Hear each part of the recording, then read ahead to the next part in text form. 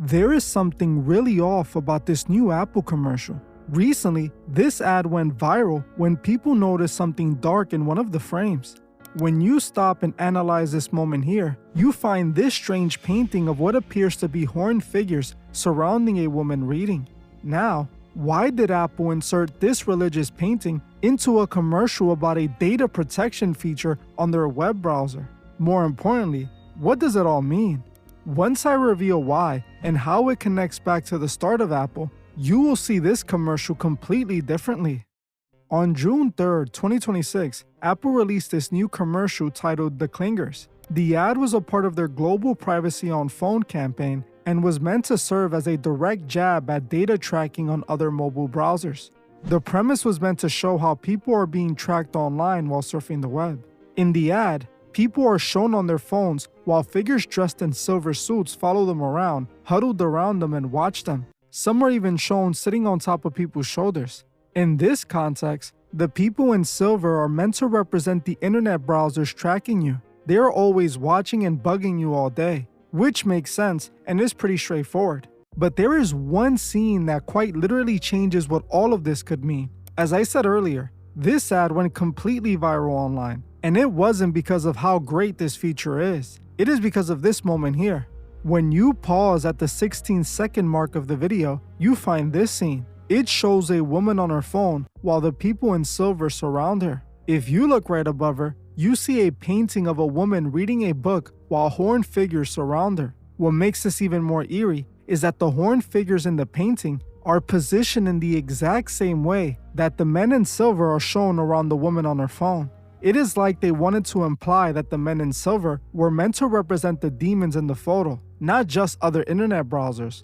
When you notice this detail, it changes the way you see the video entirely. These people aren't just walking around being tracked by internet browsers, they're being tempted by demons. It clearly appears that the men in silver are meant to represent the same figures shown in the painting, which is why their positioning mirrors the artwork so perfectly. It is almost like it's saying these people are exposed to demonic influence on these devices.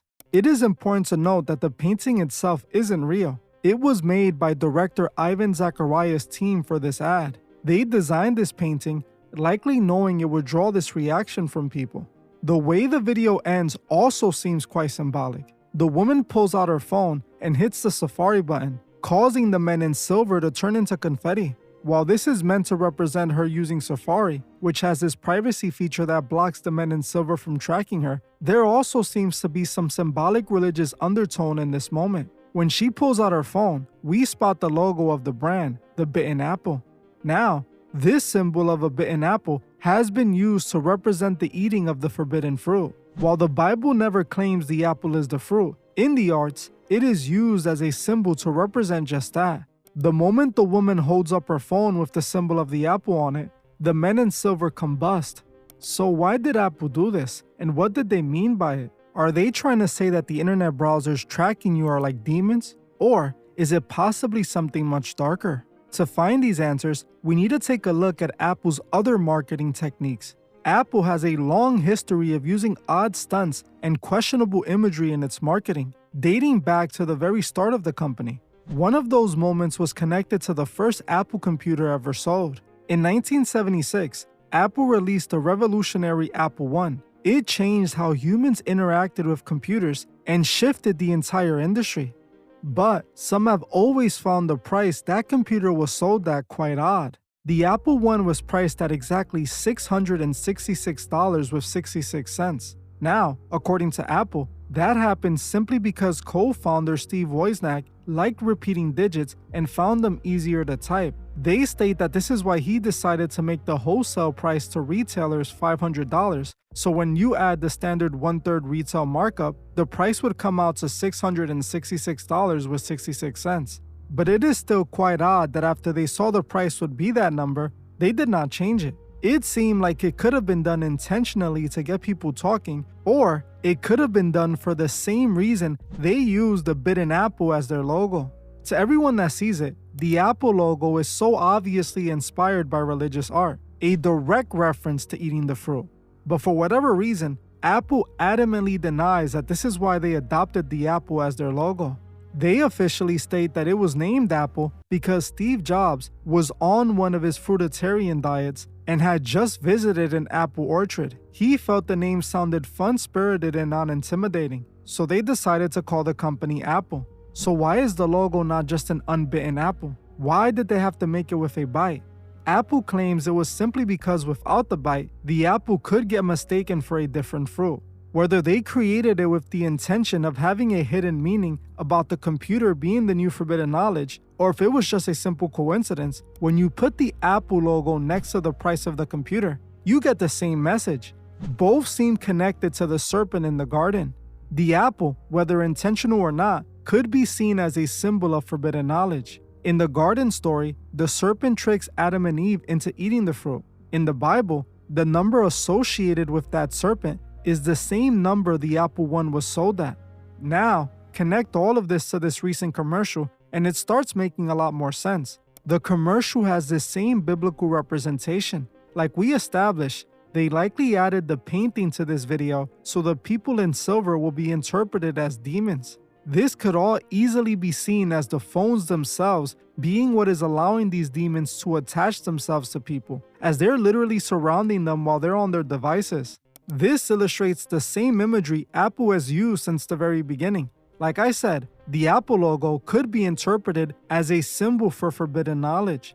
Knowledge that in the Bible was delivered by the serpent, the head demon himself. The pricing for their first computer could be interpreted as a hidden nod to the serpent who delivered the forbidden knowledge. This is why it was sold at exactly $666.66. For some reason, they keep choosing to use this same religious-inspired imagery in their commercials, which makes you question whether the logo and the price were really just coincidental.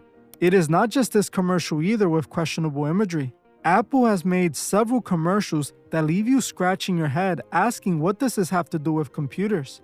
Most people do not realize that it all ties back to the same forbidden knowledge angle. In 1984, they released their Super Bowl commercial for the Apple Macintosh. It was directed by Ridley Scott and directly inspired by George Orwell's 1984. 1984 is about a terrifying dystopian future where an all-controlling government led by Big Brother uses constant surveillance, propaganda, and brutal psychological control to completely erase individuality and independent thought. The commercial featured an army of gray, mindless people being hypnotized by a tyrannical Big Brother figure displayed on a screen.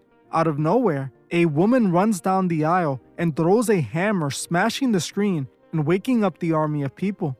Officially, the commercial was meant to represent Apple standing up to IBM. The Big Brother figure was meant to represent IBM, while the woman throwing the hammer was Apple. The commercial framed IBM's corporate power as a threat to independent thought, but it also, at the same time, painted Apple as the forbidden fruit that woke up humanity. Apple, in this case, is the hammer that smashed the screen and freed humanity, allowing them to see the real world. Through that lens, IBM becomes the controlling god who did not want the world to know that knowledge, and Apple as the serpent who delivered the fruit. This same theme could be seen in their 1985 commercial for Macintosh Office, this time directed by Tony Scott. The commercial shows men in the same suits wearing blindfolds, walking like zombies to their doom. Out of nowhere, one of the guys decides to remove his blindfold and stops before falling to his doom. He was meant to represent someone who chose Apple over IBM. Again, Apple claimed this commercial was a shot at IBM, but it also told the same story as the last commercial. In the video, everyone was blind to the truth, walking while blindfolded. They were meant to represent humanity without the knowledge of good and evil. They simply did their task without asking questions. But the man removing the blindfold and seeing the truth is the equivalent of the bitten apple symbology. Removing the blindfold is the same as eating the forbidden fruit. When he did it, he saw the truth and was able to wake up right before he fell to his doom. Again, Apple was painting themselves as being that forbidden knowledge that helped save humanity. The same forbidden knowledge that the Bible blames for the fall of man. What is interesting is that some groups actually see the serpent in the story as the hero. They believe Adam and Eve were purposely kept from the forbidden knowledge so they would always blindly worship God. They framed the serpent as a hero who wanted to help humanity wake up and gain true free will by unlocking the ability to choose between good and evil. These groups tend to pay tribute to the serpent by using imagery that represents that moment. I am not saying that this is what Apple is doing with any of this, but it is quite interesting to see them repeatedly use this exact religious imagery in their marketing. Who knows? It could simply be because it somehow helps them sell their products. I don't know. I'm not in marketing. But I will say it is strange that so many companies choose to use religious or dark imagery in their commercials. Sometime back, I spoke about Liquid Death and their strange commercials. They had commercials like this one where they had a witch casting spells on their water. It's the entire inventory of liquid death and water. Each can is about infused with real demons by a real witch. A lot of what I practice can be considered traditional witchcraft. What you're about to witness is very real, very dangerous, and in my opinion, a terrible idea. We enter into the dark half of the year. Now is the time of the dead. I ask you, spirits, those who are listening, I invite you here. I offer this water as a vessel for you to come into this world. When the cans are opened, you are released. I welcome you. Now is the time of the dead. Demon-infused liquid death. If you drink it, will you become possessed?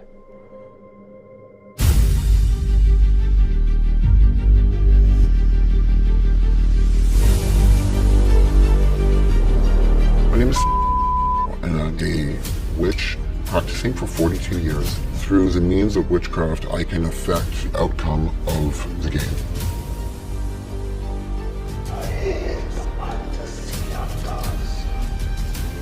I believe the odds are in my favor to have an effect on the game. Lift has been here since the beginning of time because it works. Or this commercial that shows Tony Hawk infusing a skateboard with his blood that the company was going to give away. I'm an ambassador for Liquid Death Mountain Water. I didn't read the fine print, and now Liquid Death officially owns my soul. And they're gonna mix my blood into the paint and do a limited run of skateboards using my real blood in the graphics. But some profits will go towards killing plastic pollution and to building skate parks in underserved communities. Yeah, so yes, go to liquiddeath.com to get boards with my blood in it. So wait, if you have my blood. KFC recently had a dark commercial that people were upset at too. The video featured a man being captured by a group that appears to be a cult.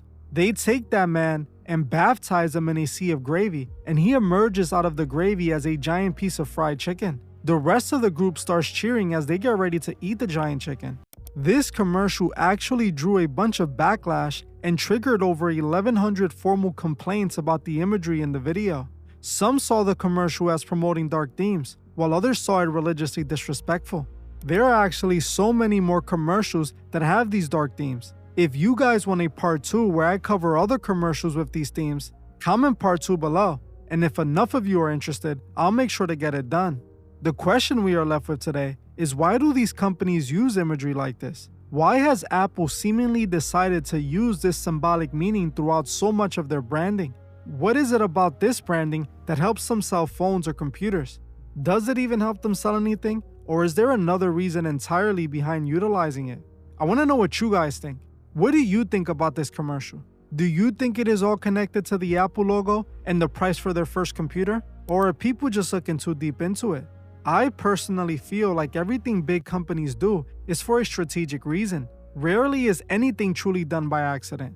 A lot of thought goes into these billion-dollar empires. Now, this imagery is not only found in commercials either. Recently, I covered this year's BET Awards, and we can also find interesting imagery there. From Drewski hosting the award show to T.I.'s King of the South performance, when you look at the symbols littered throughout the show, the message is impossible to miss. So if you want to know what this year's BET Awards was truly telling us, watch this video right now. And if you want to further support the channel, consider becoming a Patreon member. When you join, you support the channel and get over 65 exclusive videos. Another way to support the channel is by subscribing and hyping this video. Your hype literally tells the algorithm that more people need to see this. Well, that's it for this video. I want to thank you all for watching, and I'll see you guys in the next one.